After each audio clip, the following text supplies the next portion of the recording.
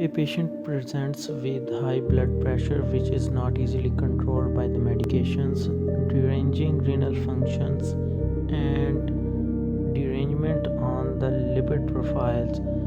Always suspect renal artery stenosis. You would ask for ultrasound and you would see small sized kidney with smooth borders and atrophy of the kidney. To confirm, you would ask CT angiogram or MRI angiogram. You can also test renal function declining after giving ACE inhibitors. Causes of renal artery stenosis are atherosclerosis plaques build up inside the renal arteries and fibromuscular dysplasia. Treatment includes blood thinners, lipid lowering drugs, and transluminal angioplasty.